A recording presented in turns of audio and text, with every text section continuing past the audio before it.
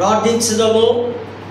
పరిశుద్ధుడా, ప్రేమగల తండ్రి, కృపగల దేవా, నీ ప్రశస్తమైన నామానికి మా నిండు కృతజ్ఞత వందనములు చెల్లిస్తూ అమూల్యమైనటువంటి దేవుని వాక్కును మేము ధ్యానిస్తూ ఉండగా, వాక్యపు వెలుగులోనికి, అంచులోనికి మేము ప్రయాణిస్తూ ఉండగా, ఈ పరిశుద్ధాత్మ నడిపింపు ద్వారా, దేవుని శక్తి ద్వారా సమృద్ధివంతమైనటువంటి ప్రభా శ్రేష్టమైనటువంటి వాక్కును మేము వినగలిగి మా హృదయాలలో నింపుకొని విశ్వాసములో లోతుగా ప్రయాణించడానికి సహాయం చేస్తూ నన్ను సిలువ చాటున మరుగుపరిచి ప్రభువా చేరవచ్చిన ప్రియబిడ్డలు ఆనందించులాగున, వాక్యము ద్వారా వారి శుద్ధి చేయబడులాగున, వాక్యము ద్వారా వారు దర్శనము దేవుని స్వరాన్ని విని దైవ కృపలో ఎదుగులాగున సహాయం చేయగలరంటూ యేసు నామమున వేడుకొంటున్నాము తండ్రి. దయచేసి కూర్చుందాం.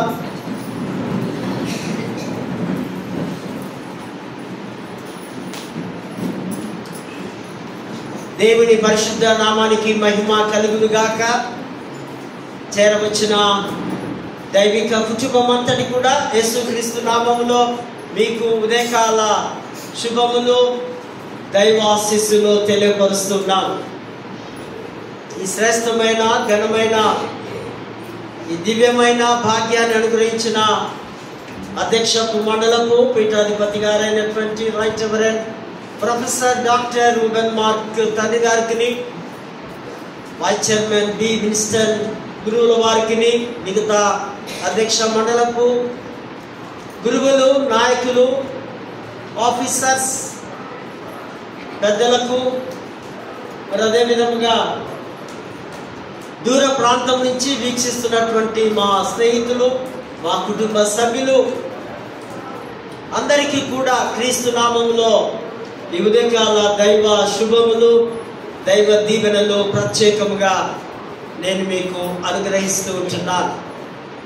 మహాదేవుని కృప, దేవుని ప్రేమ, దేవుని యొక్క కరుణ వాత్సల్యతను బట్టి మరొక పరిశుద్ధ వారాన్ని అనుభవించడానికి దేవుడు మనకిచ్చిన ఈ గొప్ప సమయాన్ని బట్టి దేవుడికి ఎంతగానో మనము రుణస్థులముగా, మనము సజీవులుగా ఉంచిన విధానం బట్టి దేవుడికి శిరస్సు వంచి తల వంచి కృతజ్ఞత అర్పణలు చెల్లిస్తూ ఉంటున్నాం.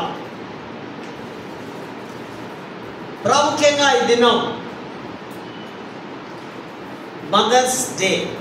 మన దగ్గర ఉన్న తల్లులందరికీ కూడా మీకు శుభములు, శుభాకాంక్షలు, దైవాశీస్సులు తెలియపరుస్తూ ఉంటున్నారు. కొన్ని నిమిషములు ఈ యొక్క హిస్టరీ, ఈ Mother's Day, Father's Day, Friendship Day, Lovers Day రకరకాలుగా మనకు అనిపిస్తున్నాయి. దానికి ఒక చరిత్రలు ఉన్నాయి. సో ఈ దినం ఈ చరిత్ర తల్లి గురించి. ఈ మదర్స్ డే యుఎస్ఏలో 1914 సంవత్సరం నాడు వుడ్రో విల్సన్ అనే ఒక ప్రెసిడెంట్ వారు దీన్ని ప్రపంచమంతా పరిచయం చేసి ఉన్నారు. దానికి ముందుగా వారిని ఈ దినం ఇదొక స్పెషల్ డే, మా తల్లులకు ఒక గుర్తింపు రావాలి, ఇదొక దినంగా ఉండాలని ఒక గొప్ప తల్లి ప్రయాసపడిన దినం. ఆ తల్లి ఎవరో కాదు, యాన్ జాక్విస్. యానా జాక్విస్ అనేటువంటి ఆమె తనకు 11 సంతానం. 11 సంతానంలో 7 చనిపోయారు పిల్లలు. అంటే ఈ మాట 100 సంవత్సరాల క్రితం మనం మాట్లాడుకుంటున్నాం. 11లో 7 చనిపోతే ఆమె తీవ్ర బాధను వ్యక్తపరుస్తూ ఆ తల్లులందరూ కూడా, పిల్లలు పోగొట్టుకున్న తల్లులు చాలా దుఃఖంలో, వేదనలో, బాధల్లో ఈ సైన్స్ టెక్నాలజీ అప్పుడు లేదు. అప్పుడు అంతా ఇంట్లోనే డెలివరీ అయ్యేది. ఆ ప్రసవ వేదన వారు పడుతూ సరైన పోషక ఆహారాలు లేక, ఆరోగ్యము సరిగా లేక వ్యాధులతో వారు చనిపోయినట్టుగా, పిల్లలు చనిపోయినట్టుగా గుర్తించి వారి కొరకు ఒక సంస్థను, ఒక ఆర్గనైజేషన్ స్థాపించి బిడ్డలు చనిపోయిన తల్లులను తీసుకొని సేద తీర్చి వారిని ఓదార్చే ఆ విధానాన్ని ఆ తల్లి తీసుకొని వచ్చింది. అక్కడ ప్రాముఖ్యంగా 2 రకాలైనటువంటి వ్యాధులు, పాండమిక్ వ్యాధులు అనగా ఇవి వరల్డ్ వైజ్. పాండమిక్ వ్యాధులు అంటే మనం చూస్తున్నాం, మనకు తెలిసిన వ్యాధి ఇటీవలనే కరోనా. ఇది ప్రపంచవ్యాప్తముగా కరోనా కానివ్వండి, కలరా కానివ్వండి, టీబీ కానివ్వండి, హార్ట్ అటాక్స్ కానివ్వండి, ఇవన్నీ ప్రపంచ పరిధిలో ఉన్నటువంటి ఈ పాండమిక్ డిసీజెస్గా ఈ వ్యాధుల్లో 2 రకాలు వారు గమనించారు. రెండవదిగా మనం గమనించినట్లయితే ఎపిడమిక్ వ్యాధులు. ఎపిడమిక్ వ్యాధులు అంటే లోకల్ అంటే వైరస్ ద్వారా, బ్యాక్టీరియా ద్వారా మన గ్రామంలో, మన స్టేట్స్లో, మన దేశంలో. ఫర్ ఎగ్జాంపుల్, నాకు కోల్డ్ అయిందనుకోండి, అదే గ్లాస్తో నేను వాటర్ తాగడం, నా ప్లేట్లోనే మా పిల్లలు భోజనం చేయడం ద్వారా ఈ యొక్క వైరస్ కుటుంబానికి రావడం. ఈ విధంగా లోకల్ డిసీజెస్, ఈ 2 రకాలైనటువంటి వ్యాధుల ద్వారా మరి అనేకులకు తీవ్ర ఇబ్బంది కలిగినట్టుగా చూస్తూ ఉంటున్నాం. ఇది ప్రతి ఎవ్రీ ఇయర్ మే 10వ తారీఖున 1914లోనే ఇది ఫిక్స్ చేయాలని, మే 2nd వీక్లో మరి క్రైస్తవ సంఘాలు జరుపుకోవాలని ప్రపంచానికంతా వుడ్రో విల్సన్ అనేటువంటి ఆ యొక్క USA ప్రెసిడెంట్ గారు తెలిపినట్టుగా మనము అది చూస్తూ ఉంటున్నాం. దాని కుమార్తె యానోన్ జాక్విన్స్, ఈమె ఆ తల్లి యొక్క సంస్థను తీసుకొని తను చేపట్టి అనేక తల్లులను సేద తీర్చినట్టుగా, ఆమె వివాహము చేసుకొనక ఆమె ఒక తల్లిలాగా అందరినీ ఆదరించి మరి ఈ దినానికి ఆమె కూడా ఎంతగానో పురుగొల్పినట్టుగా చరిత్ర మనకు కనిపిస్తూ ఉంటుంది. తను కన్యగా ఉంటూ కూడా ఈ సంస్థను నడిపిస్తుంది. మదర్స్కి ఒక చరిత్ర ఉండాలని మనకు తెలుసు కదా. అమ్మ ప్రపంచానికి అమ్మ అయింది. ఆమెనే మదర్ తెరెసా. ఎందుకు? ప్రపంచానికంతా ఒక వ్యక్తి, ఒక కన్యక ఎక్కడో దేశం నుంచి వచ్చి దేవుని యొక్క శక్తిని, ధైర్యాన్ని పొందుకొని కలకత్తా ప్రాంతంలో అనేక సంవత్సరములు సేవ చేసి ప్రపంచానికి ఎన్నో అవార్డ్స్ తీసుకొని, కారణం ఒకటే, ఇతరులకు సేవ చేయడం, ఇతరులకు మేలు చేయడం. ఆమె క్రియలు, ఆమె పనులు, ఆమె మంచితనం, ఆమె ప్రేమ, ఆమె దైవ స్వరూపాన్ని ప్రపంచము గుర్తించి మనుషుల స్వభావాన్ని విడిచిపెట్టి ఎప్పుడైతే దైవిక స్వభావంతో ఎవరైతే ఉంటారో వారిని ప్రపంచం గుర్తిస్తుంది, దేవుడు కూడా గుర్తిస్తాడు అనే ఒక గొప్ప ఉదాహరణని మదర్ తెరెసా గారిలో మనము చూస్తూ ఉంటున్నాం. అనేకలకు ఈమె తల్లి అయినట్టుగా లేఖన భాగాల్లో మన చరిత్రలో మనము చూస్తున్నాం. ఈ బైబిల్ పరంగా కూడా మనము బాగా ఆలోచన చేస్తే చదవండి ఒకసారి. యెషయా గ్రంథం 42వ అధ్యాయం 14వ వచనంలో దేవుడు తల్లిలాగా గర్భము ధరించడం. ఒకసారి చదవండి, ఆ మాట చాలా బాగుంటుంది. చదవండి 14th chapter 14th verse.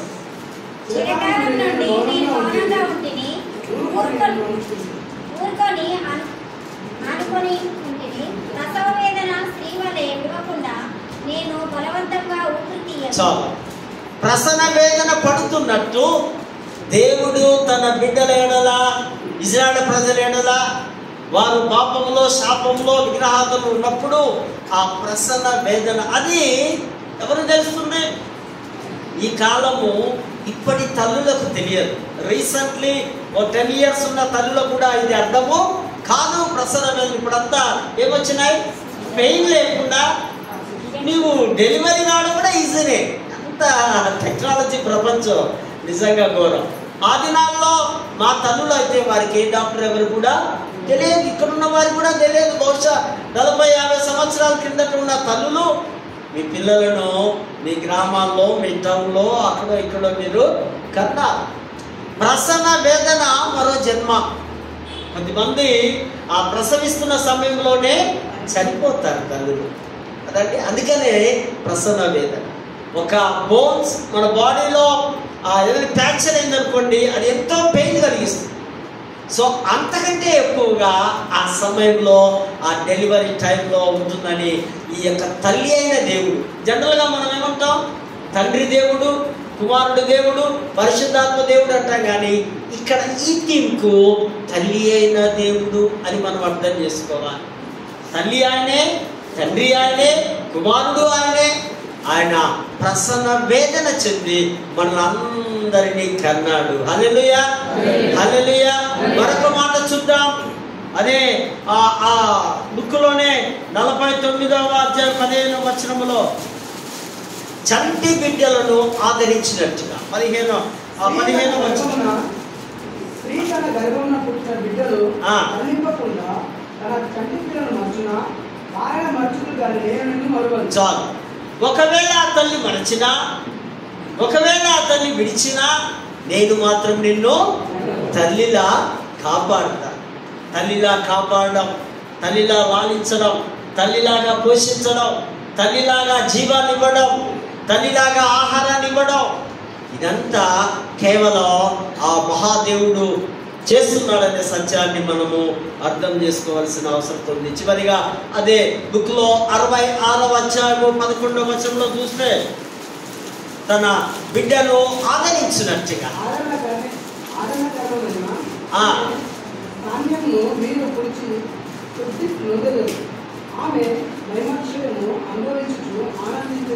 చాలు. నేను ఆ బిడ్డను చూసి ఆనందించడం. తల్లి తన బిడ్డను చూసి చక్కగా చాలా అందంగా పుట్టాడు అనుకో, పిల్లలు ఏం చేస్తాం మనం? ఎవరైనా వేరే వాళ్ళు కూడా ఇట్లా పట్టుకొని ముద్దులాడతారు. అబ్బా ఎంత బాగున్నాడో. ఈ తల్లి తన కుమారుడు వివాహమయ్యేంత వరకు కొన్ని వందల ముద్దులు, ప్రేమలు కనపరిచి ఉంటారు. ప్రతి తల్లి కూడా ఒక్కొక్కసారి చెడ్డ తల్లులు కూడా బిడ్డలను ప్రేమిస్తారు. కనుక దేవుడు ఆదరించే తల్లిగా, దేవుడు ఆదరించి ప్రేమించే తల్లిగా ఇక్కడ మనము ఈ మదర్స్ డేలో దేవుడి గురించి మనము ఆలోచిస్తూ ఉంటున్నాం. తల్లి అనే మాట ఎంత మాధుర్యం కదా. అనేకులు తల్లి కావాలని, వివాహం కాగానే నేను తల్లిని కావాలని కోరికలు కంటూ ఉంటారు. తల్లి ఆమె ఎంత అమృతం కంటే తీయనిది, తేనె కంటే మధురమైనది. ఈ తల్లి ప్రేమ అనుభవించే వారికి తెలుసు, బిడ్డలకు తెలుసు కదా. కొన్నిసార్లు బిడ్డలు తెలిసి కూడా వారు వృద్ధాప్యంలో తల్లిని తండ్రిని మరచి, దేవుడి వాక్యం సెలవిస్తుంది 10వ అధ్యాయంలో తెలుసు కదా, ఏమైనా ఆజ్ఞది, నీ తల్లిని తండ్రిని అంటే ఏం చేయాలను? సన్మానించాలి. అంటే ప్రేమించాలి, సేవ చేయాలి, లోబడాలి, హత్తుకోవాలి. వారికి ఆ ఏజ్లో కావలసినటువంటి అన్ని సమకూర్చాలి. సన్మానించడం అంటే వారి యొక్క జన్మదినాలు పోయి వర్షాలు కప్పి ఆ గుడ్బాయ్ నువ్వు అక్కడ ఉండు, నేను ఆ ఓల్డేజ్ హోమ్లో పడేస్తున్నా, పైసలు కడుతున్నా, ఇది కాదు.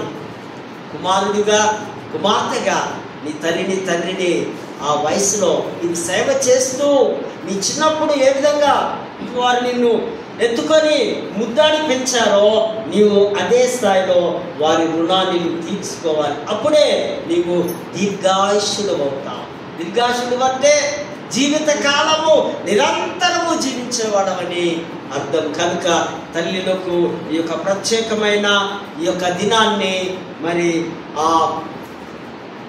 మన పెద్దల చరిత్ర మనకిస్తుంది. తల్లి తండ్రిని దూషించే వాడికి ఏంటుందట?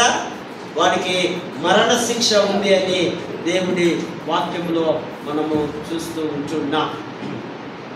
మదర్స్ యొక్క డేని అన్ని ప్రాంతాల్లో అందరూ కూడా సెలబ్రేట్ చేసుకుంటూ ఉన్నారు. లేఖన భాగాల్లో మనం చూసినట్లయితే పునరుద్ధానుడైన ప్రభు ద్వారా ఆదేశింపబడుట అంశం, ఇది నా subject. Commissioning by the risen Lord. పునరుద్ధానుడైన దేవుడు ఏమి ఆజ్ఞ ఇచ్చున్నాడో, ఏ మాట ఇచ్చున్నాడో దానికి మనము లోబడి జీవించాలి. ఆ భూగర్భంలో నుంచి ఆయన పెళ్ళగించుకొని మరణాన్ని జయించి తనకు తానుగా ఉద్ధానము చెందడం, ఆయనే ఒక ఉనికి కలిగి సమాధిలో నుంచి బయటికి రావడం ప్రపంచ చరిత్రలో ఒక యేసు ప్రభుకు మాత్రమే ఉంది అని అనేక మత గ్రంథాలు కూడా ఈ సత్యాన్ని అర్థం చేసుకుంటూ ఉన్నాయి. వారిస్తున్నటువంటి ఈ ఆజ్ఞలను పాటించాలి. చదవబడిన ఈ యొక్క ఫస్ట్ లేఖన భాగాల్లో కూడా మనం చూస్తాం, యేసు ప్రభు తన పునరుద్ధానానికి ముందు, పునరుద్ధానము తర్వాత కూడా అనేకమైనటువంటి ఆజ్ఞలు ఆయన జారీ చేసినట్టుగా అధికారపూర్వకముగా వారు ఆజ్ఞలు ఇచ్చి ఉన్నాడు. సంఘమునకు దేవుని పని తప్ప మరొక పని లేదు. మరొక పని సంఘములో దేవుడి కార్యములు చేసిన తర్వాతే మన సొంత పనులు, సొంత కార్యములు చేయాలి. The church cannot exist without the mission. Church should not have its own agenda but only God's mission. ఆయన చెప్పే ఆజ్ఞ సర్వలోకానికి వెళ్ళి సర్వ సృష్టికి సువార్తను ప్రకటించడం. ఇట్స్ కాల్డ్, దీని ఏమంటున్నామంటే గ్రేట్ కమిషన్. ఇది ఒక గొప్ప ఆజ్ఞ. ఈ ఆజ్ఞకు మించిన ఆజ్ఞ బైబిల్లో మనకి ఎక్కడా కనిపించదు. You go and preach. నీవు వెళ్ళి ప్రకటించాలి. Kerygma, proclamation of word of God. నీవు స్వార్థను ప్రకటించవలసిన భారము, బాధ్యత, అవసరము ప్రతి విశ్వాసి మీద ఉందని తేటగా సూటిగా వాక్యము మనతో మాట్లాడుతున్న సందర్భాన్ని మనం చూస్తుంటున్నాం. ప్రవక్త పరిచర్యకు పిలుపు. బైబిల్లో మనకు ప్రవక్తలు చాలా మంది ఉన్నారు. ఎంతమంది ఉన్నారు? ఏమైనా ఐడియా ఉందా మీకు? ప్రవక్తలు 16 మెంబర్స్ ఉన్నారు. అందులో 12 ప్రవక్తలు చిన్న ప్రవక్తలు, 4 మాత్రం పెద్ద ప్రవక్తలు. ఈయన జెర్మియా, ఈ వర్డ్ ఇంగ్లీష్లో ఉంది, లాటిన్లో అంటారు, తెలుగులో ఇర్మియా అంటున్నాం. ఈయన పెద్ద ప్రవక్త. ఈ ప్రవక్త గర్భంలో ఉండగానే దేవుడు పిలుచుకోవడం, తను 20 సంవత్సరముల తర్వాత దేవుని సేవ ప్రారంభించడం, మిల్కియా అనే యాజకుని కుమారుడుగా యూదా దేశపు ప్రాంతంలో వారు ఘనమైనటువంటి ఈ ప్రవచనాన్ని ప్రవచించేవాడుగా మనము లేఖన భాగాల్లో చూస్తుంటున్నాం. Commissioning to be a prophet. ఈ ప్రాఫిట్ ఇంకొక పేరుంది. ఈయనను వీపింగ్ ప్రాఫిట్ అంటారు. అనగా విలపించే ప్రవక్త, రోధించే ప్రవక్త, ఏడ్చే ప్రవక్త, కన్నీరు కార్చే ప్రవక్త. ఎవరి కొరకు? తన కుటుంబం కొరకు కాదు, తన ఇంటి వారి కొరకు కాదు. కొన్నిసార్లు మన పిల్లలు లేదా మన కుటుంబ సభ్యులు మన చేతికి రానప్పుడు మనము ఏడుస్తూ, దుఃఖిస్తూ, బాధపడుతూ ఉంటాం. కానీ ప్రవక్త తన సొంత వారు, యూదా వారు దేవునికి విరోధముగా ఉంటుంది. To turn. ఆయన చెప్తున్న మాట ఇందులో ప్రాముఖ్యమైనది, దేవుని వైపు మీరు తిరగాలి. దేవాది దేవుడు ఆయనే రక్షణకు యెహోవా వైపును తిరిగిన ఎడల నీవు రక్షింపబడుదువని ఎన్నో మారులు ఆయన ఏడుస్తూ, విలపిస్తూ తన ప్రజల కొరకు ఆయన చేసిన యొక్క సేవను, పిలుపును బట్టి ఇక్కడ మనము చూస్తున్నాం. కనుకనే ఆయనను విలాప ప్రవక్త అన్నారు. బహుశా ఈ యొక్క విలాప వాక్యములు కూడా ఈయనే రాసి ఉన్నాడేమో. విలపించే ప్రవక్త తన సంఘము కొరకు, తన సొంత వారి కొరకు దేవుని దగ్గరికి రావాలని, దేవునిలో జీవించాలని, దేవునితోనే ఉండాలని ప్రవచించిన ప్రవక్తగా ఇక్కడ మనం చూస్తూ ఉన్నాం. ఈయన ప్రాముఖ్యంగా ఇద్దరు రాజులు వారు కాలంలో యోషియా, యెహోయాకీము వారి ఆ పరిపాలనలో ఈయన ప్రవచించినట్టుగా మనము గమనించవచ్చు. ఈ ఇశ్రాయేలు ప్రజలు వారి హతులైన వారి కొరకు వారు దుఃఖిస్తూ వారికి ఈయన ప్రవచిస్తూ ఉన్నాడు. బాబు, మీ పొరుగు దేశాల వారు వచ్చి మిమ్మల్ని బందీలుగా లేదా మిమ్మల్ని నాశనము చేస్తూ మిమ్మల్ని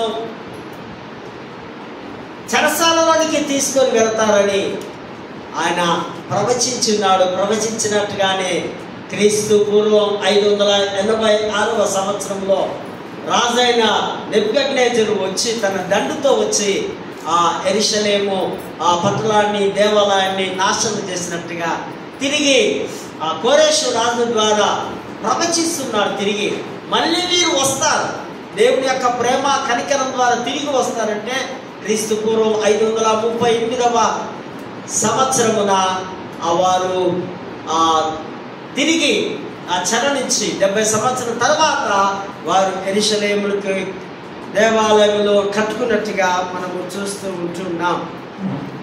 ప్రజల్లో ఐక్యత లేదు, సమాధానం లేదు, అన్యాయస్తులుగా భయంకరమైనటువంటి శత్రు సైనికుల చేతుల్లో వీరు బందీలుగా ఉన్నారు. 4వ వచనంలో అందరూ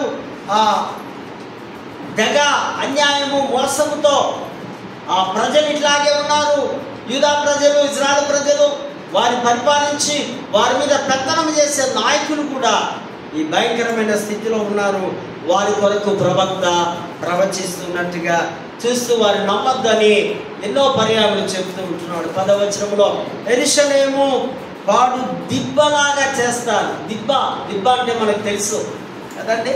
ఆ గ్రామాల్లో మన ఇంటి ముందు ఒక దూరంలో పెద్ద గుంతలాన్ని తవ్వి పెండ, పశువులు, ఎడ్లు, అప్పట్లో ఎద్దుల బండ్లు సేద్యం చేయడం చాలా బాగా వ్యవసాయం ఉన్నది కదా. లేవగానే ఆ పెండంతా తీసి అర్లీ మార్నింగ్ అవర్స్ వేసేవారు. ఆ దిబ్బలాగా ఆ పెండ మళ్ళీ చేనులకి ఎరువుగా వాడేవారు. సో మీ పట్టణాన్ని, మీ ప్రజలను నేను ఒక దిబ్బలాగా చేస్తానని ప్రభు, దీనికి అంతా కారణం వారి యొక్క అవిధేయత, వారి యొక్క దేవుడి దగ్గరికి రాలేని స్థితిని ఇక్కడ మనము చూస్తూ ఉంటున్నాం. ఇర్మియా యొక్క 10వ వచనంలో ఆ శ్రేష్టమైన పిలుపుని చూస్తే రూట్ అవుట్ అండ్ ప్లానింగ్ అనగా పెళ్ళగించుట, నాటుట.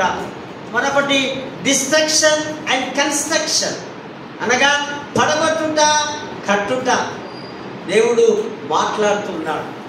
ఆయన నేను పెళ్ళగించడానికి లేదా నాటడానికి లేదా పడగొట్టడానికి, కట్టడానికి నేనే దేవుడినని తన యొక్క ప్రజలకు వారు చెప్తూ ఉంటున్నాడు. ఇశ్రాయేలు వారి దేశంలో ఉండకుండా వారిని పెళ్ళగించి రాజ్యమును తీసివేసి బబులోను దేశములకు అప్పచెప్తా.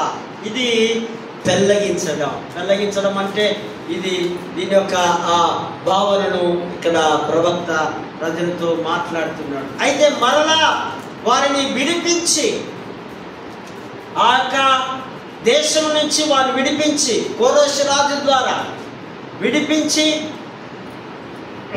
బయటకు తీసుకొని వచ్చి తర్వాత వారిని రప్పించి ఇజ్రాయెల్ దేశంలో ఒక మొక్క వలె వారిని నేను నాటుతాను. వారిని నాటడం, వారిని కట్టడం, తిరిగి ఇజ్రాయెల్ దేశం ఒక మొక్క వలె ప్లాంట్ లాగా దేవుడు చేస్తాడంటున్నాడు. పడగొట్టుట ఇది దేవాలయానికి సంబంధించింది. ఒకసారి యేసుప్రభు కూడా యెరూషలేము ఆ పట్టణంలో దేవాలయాన్ని ఒక సందర్భంలో అంటాడు, నేను 3 దినాల్లో దేవాలయాన్ని పడగొట్టి కడతానంటాడు. ఆ విధంగా ఇదిగా ఇక్కడ పాపంలో ఉన్న ఎడల పెళ్ళగించి పడగొడతాడు. దేవుని వైపు తిరిగిన ఎడల మనలను ఆయన ఆ నాటును తిరిగి కట్టును. పాపములో, శాపములో, శ్రమల్లో, బాధల్లో, ఈర్ష్యలో, ద్వేషంలో ఉన్నావా? నిన్ను ఆయన ఒక సందర్భంలో పట్టుకొడతాడు. నీవు రక్షింపబడి పాప క్షమాపణ పశ్చాత్తాపడితే తిరిగి నిన్ను కడతాడని దేవుడి వాక్యము సూటిగా మనతో మాట్లాడుతూ ఉన్నట్టుగా మనము చూస్తూ ఉంటున్నాం. చదవబడిన ఆ పత్రికల పాఠంలో కూడా మనం గమనించినట్లయితే ఇక్కడ మనం చూస్తాం, తిమోతికి పౌలు రాస్తూ ఉన్నాడు. ఈయనేమో పెద్దయ్య గారు, ఈ తిమోతేమో చిన్న అయ్యగారుగా ఆయన అక్కడ ఉన్నాడు. తిమోతికి ఇది కాపరి పత్రిక అంటాం. పర్సనల్గా ఎవరైతే కాపరి పత్రికలు ఎన్ని ఉన్నాయి? తిమోతి ఉంది, తీతు ఉంది కదా, వాళ్ళ పేర్ల మీదనే రాస్తున్నారు. ఇక్కడ రాస్తూ ఆయన చాలా జాగ్రత్తలు చెప్తున్నాడు. సంఘములో నీ ఒక పాస్టర్గా, ఒక బోధకుడుగా, ఒక నాయకుడుగా ఉండే లక్షణాలు ఉండాలి బాబు. నీవు జాగ్రత్తగా ఉండాలి. దేవుని కొరకైన ఇది ఆజ్ఞ, కమిషనింగ్ ఫర్ గాడ్లీనెస్. ఇది దేవుడి ఆజ్ఞ. దేవుడి ఆజ్ఞ ప్రకారమే నీవు సేవ చేయాలని ఇక్కడ ఆ పునీత పౌలు గారు తిమోతికి రాస్తున్నటువంటి మాటలు ఇక్కడ మనము చూస్తుంటున్నాం. సేవకుడుగా ఉండడానికి ఇవి కొన్ని హెచ్చరికలు కూడా, ప్రేమ మాటలు ఉన్నాయి ఇందులో, కొన్ని హెచ్చరికలు కూడా మనము చూస్తూ ఉంటున్నాం. అందులో 7వ వచనం చూస్తే కొంచెం బాగా అనిపిస్తుంది కదా. ఏంటంటే అది అపవిత్రమైన ముసలమ్మ ముచ్చట్లు. కొందరు ముచ్చట్లు అంటే చెవి కొరుకుంటారు కదా. ఏంటి ముచ్చట్లు? వ్యర్థమైనటువంటి ముచ్చట్లు, ఈ లోక సంబంధమైన ముచ్చట్లు. ఎక్కడికెక్కడికో పోయి చివరిగా వాడు చుట్టాలు దాటి, ఇక రాజకీయాలు దాటి ఎటెటో పోతాడు, టైం పాస్ చేసుకుంటూ ఉంటాడు. ఆ వ్యర్థమైన మాటల్లో నీకు దోషము, నీవు శుద్ధి చేయలేని వారిగా, నువ్వు మలినమైపోయే రీతిలో ఉంటావు. ముసలమ్మ ముచ్చట్లు విసర్జించి అవన్నీ కల్పిన కథలుగా, అంటే యథార్థము కాని మాటలుగా, ఏదో మన నోటి దూల కొరకు కొన్నిసార్లు మాట్లాడుతూ ఉంటాం కదా. మనకు సంతృప్తి కొరకు ఇతరుల మీద ఏదేదో మాట్లాడుకుంటే, ఎవరైనా వచ్చి మన శత్రువుని చెప్తుంటే మనం పొంగిపోతూ ఉంటాం. అబ్బా వాడికి ఎట్లనే కావాలి, మంచిగా అయితే. వాడికి యాక్సిడెంట్ అయిందా, ఓకే గ్రేట్. వాడు నాశనం అయిపోయాడా, మంచిది. ఈ ముసలమ్మ ముచ్చట్లు తీసుకొని వచ్చే డిపార్ట్మెంట్ ఒకటి, కానీ ఇక్కడ వింటూ సంతోషించే డిపార్ట్మెంట్ మరొకటిగా. ఇవన్నీ కూడా మత సంబంధము కాని ముచ్చట్లు. వీటిని విసర్జించాలని విశ్వాసులకు తమకు తామే ఇందులో ఒక సాధన చేసుకునే వారముగా ఉండాలని భక్తుడు రాస్తున్నాడు. మానసిక విషయంలో, ఆధ్యాత్మిక విషయంలో క్రమశిక్షణ నీవు కలిగి ఉండాలని తిమోతి గారికి పౌలు రాస్తున్న మాటల్లో ఇక్కడ మనం గమనిస్తూ ఉంటున్నాం. 11-12 విశ్వాసులకు మాదిరిగా ఉండుము. సంఘ నాయకులు కొన్ని అర్హతలు కలిగి ఉండాలి. ఈ అర్హతల్లో మాదిరి, మోడల్ అన్నది ఒక మాట. దీన్ని గ్రీక్ భాషలో ఉన్నారు టుపాస్. టుపాస్ అంటే ఒక ప్రత్యేకం.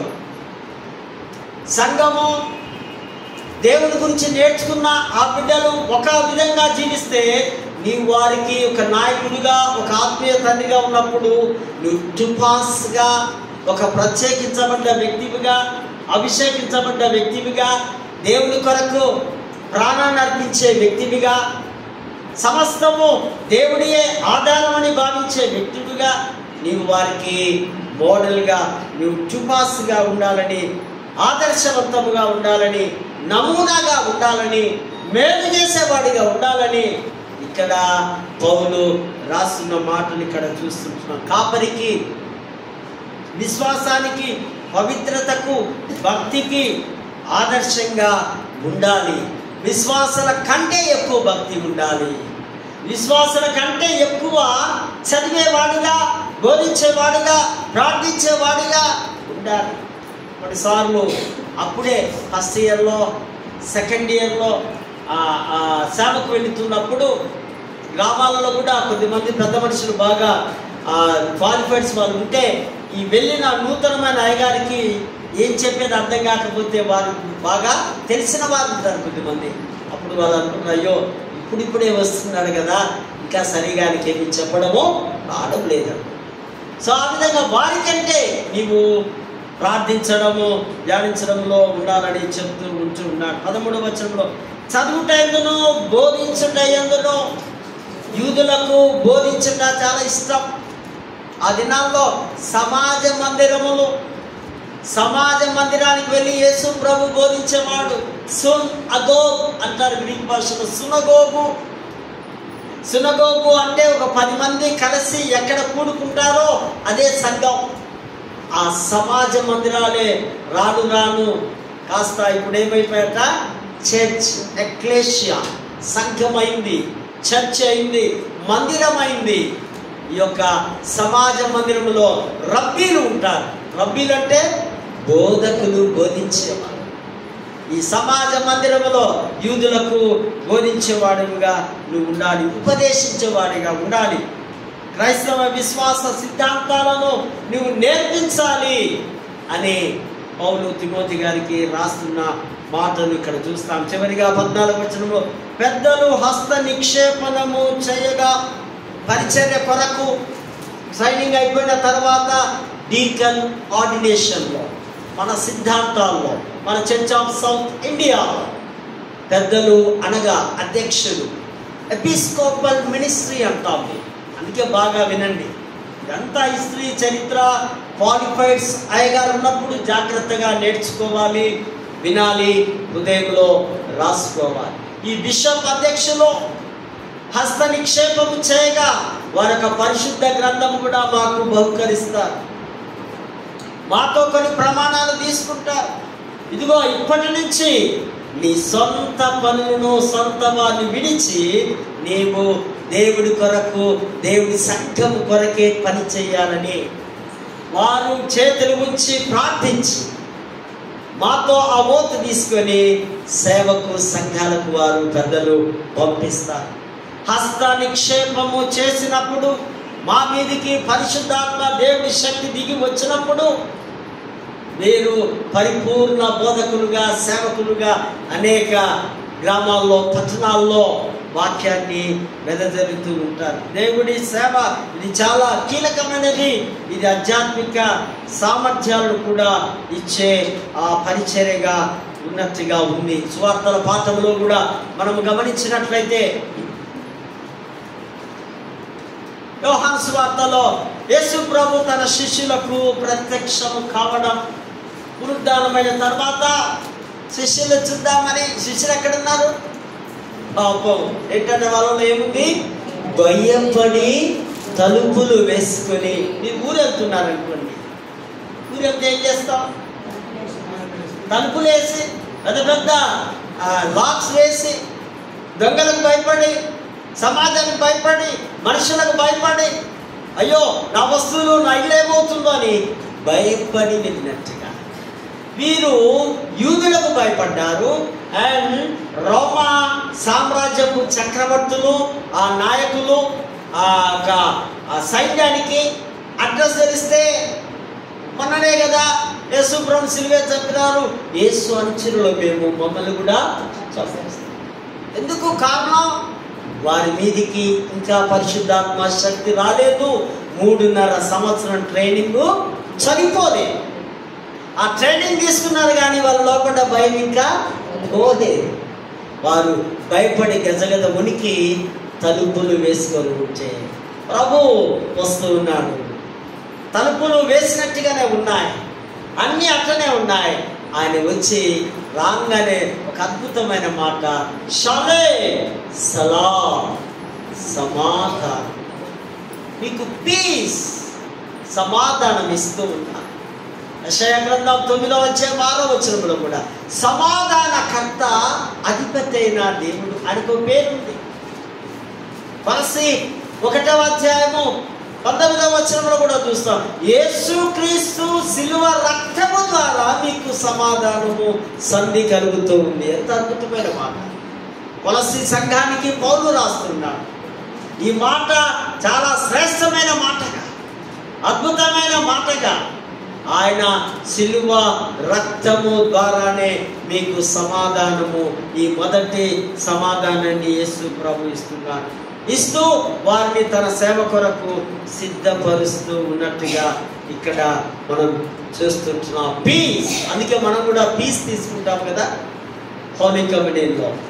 God Jesus peace with you అని చెప్తుంటాం. యేసుక్రీస్తు యొక్క సమాధానము మీకు ఉంటూ ఉంది. ఆయన ఈ సమాధానము యేసు ద్వారా, ఆయనలో ఉన్న విశ్వాసము ద్వారా నీతిమంతులమైన వారికి దేవునితో సమాధానం. ఈ సమాధానము కేవలము యేసులో ఉన్న నీతి, యేసులో ఉన్న ప్రేమ, యేసులో ఉన్న త్యాగము, యేసు పేరట సమాధానము మనము పొందుకుంటున్నాం.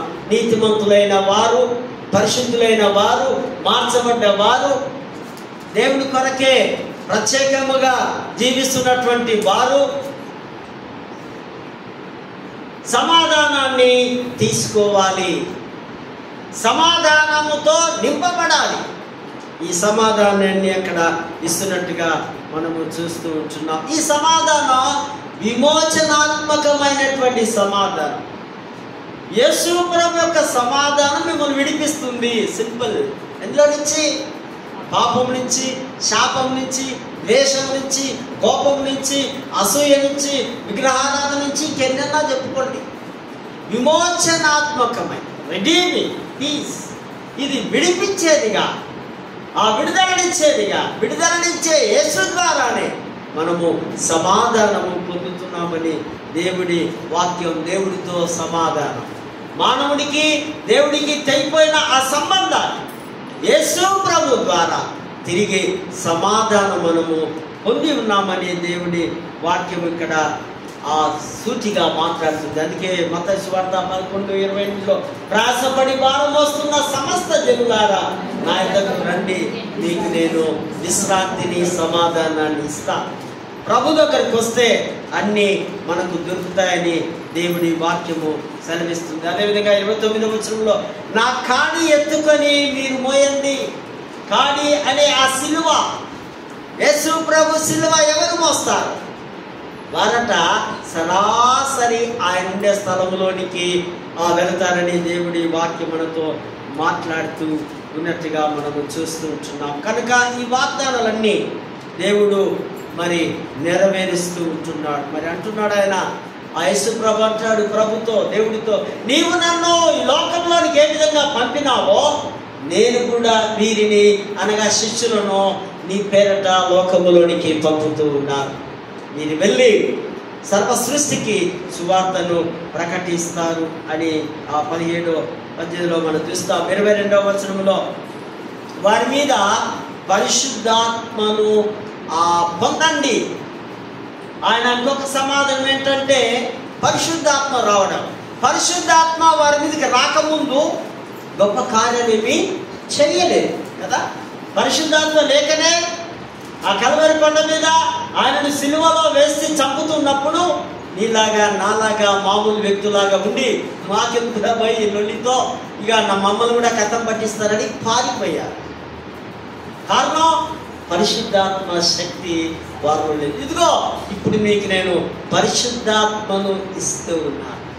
ఈ శక్తి ఎప్పుడు పొందుకుంటారో అప్పుడు మీరు ఒక నూతనమైన సృష్టిగా, అదొక ఆ శిష్యులోనికి జన్మింపజేసే నూతన పరిశుద్ధాత్మ శక్తి, ఈ పునరుద్ధాన శక్తి శిష్యులకు ప్రభు ఇస్తున్నట్టుగా, నూతన జీవాన్ని ఇస్తున్నట్టుగా మనము అక్కడ చూస్తుంటున్నాం. పరిశుద్ధాత్మ శక్తి పెంతెకోస్తు దినం, ఈ సంఘము ఉద్భవించిన దినం, సంఘ ఉనికి, సంఘము పుట్టిన దినం అపొస్తలుల కార్యము 2వ అధ్యాయంలో మనం చూస్తాం. అంతకుముందు సంఘం ఎంతమంది అంట? 120 మంది. కానీ ఎప్పుడైతే పేతురు మీదకి పరిశుద్ధాత్మ వచ్చిందో ఆయన ప్రసంగించిన వెంటనే ఎంతమంది రక్షింపబడ్డారు? 3,000 పీపుల్ వారందరూ కూడా రక్షణలోనికి వచ్చి సంఘంలోనికి చేర్చబడ్డారు. సో ఆ విధంగా పరిశుద్ధాత్మ చేత సంఘము ఉద్భవించింది, సంఘము పుట్టి ఉందనే సత్యాన్ని ఇక్కడ మనం చూస్తాం. ఇది నూతన జీవాన్ని, ధర్మశాస్త్రానికి కృపాశాస్త్రానికి క్రీస్తు శాస్త్రము తోడైంది కనుకనే ఈ సంఘము పుట్టినట్టుగా పరిశుద్ధాత్మ దేవుడు కార్యములని ఇక్కడ మనం చూస్తూ ఉన్నాం. ఆదాముకు దేవుడు ఆ జీవాత్మను, జీవవాయువును ఊదినాడు కదా, అప్పుడు ఆయన జీవాత్మ ఆయన ఒక మట్టి, ఒక బొమ్మ, ఒక మట్టిగా ఉన్న మనిషి ఆయన ఆ జీవాత్మ ఊదినప్పుడు మానవుడిగా అయినట్టుగా ఆ లేఖన భాగాలు పరిశుద్ధాత్మ విశ్వాసి కార్యమంతటిలో ఆయన కొనసాగిస్తూ ఉంటున్నాడు.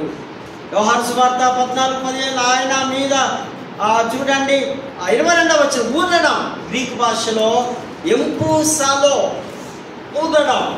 గ్రామాల్లో ఒక 30-40 సంవత్సరాల వెనక్కి వెళ్దాం. పొయ్యి ఆరిపోయినప్పుడు ఆ పుల్లలు వేసి ఒక గొట్టం ద్వారా ఏరు పంపిస్తూ మనం ఊదుతాం. ఊదినప్పుడు ఆ గాలి ద్వారా అక్కడ తిరిగి ఆ మంట అగ్ని వస్తుంది. సో ఇప్పటి యూత్కు తెలియదు, మీరు తెలిసినట్టు అంటున్నారేమో, కానీ మా పెద్ద మనుషులకు అడుగుతున్నా, వాళ్ళు వంట చేసినారా కట్టెల పొయ్యిలు? సో ఆ విధంగా ఊదినప్పుడు దాన్ని అంటున్నారు ఎంపూసాలో. ఎంపూసోలో అనగా దేవుడి యొక్క ఆత్మ దిగి వచ్చినప్పుడు వారు జీవించే ప్రాణి అవుతూ ఉన్నాం. సో అదేవిధంగా అదే వచనములో పరిశుద్ధాత్మను పొందుడి, లంబావో గ్రీకులు అంటారు. పొందడం వేరు, ఊదడం వేరు. పరిశుద్ధాత్మను వీళ్ళు రిసీవ్ చేసుకున్నారు. ఎప్పుడైతే పరిశుద్ధాత్మను వారు పొందుకున్నారో అప్పుడు వెంటనే క్రీస్తు యొక్క ఆత్మశక్తి వారిలో పనిచేస్తుంది. దేవుడి ఆ ఆత్మ దేవుడి కార్యములు చేయాలి అంటే మనము ఆ యొక్క లంబాలను మనము పొందుకోవాలి, రిసీవ్ చేసుకోవాలి.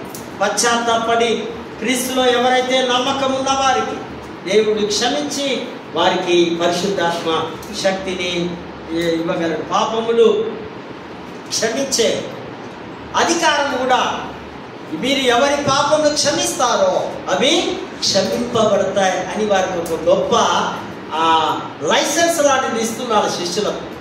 కానీ పాపములు క్షమించే అధికారం ఎవరికి ఉంది?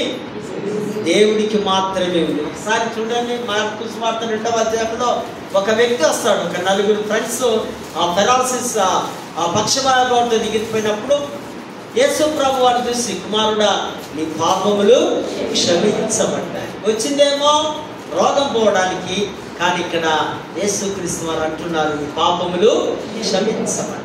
అంటే హృదయంలో ఉన్న పాపం, నీ హృదయ శుద్ధి, నీ హృదయంలో పాపం నింపుకుంటే, నీ హృదయంలో కల్మషం నింపుకుంటే, నీ హృదయం అంతా చెడిపోయి ఉంటే నీవు రోగస్థుడు అవుతావని యూదుల నమ్మకం.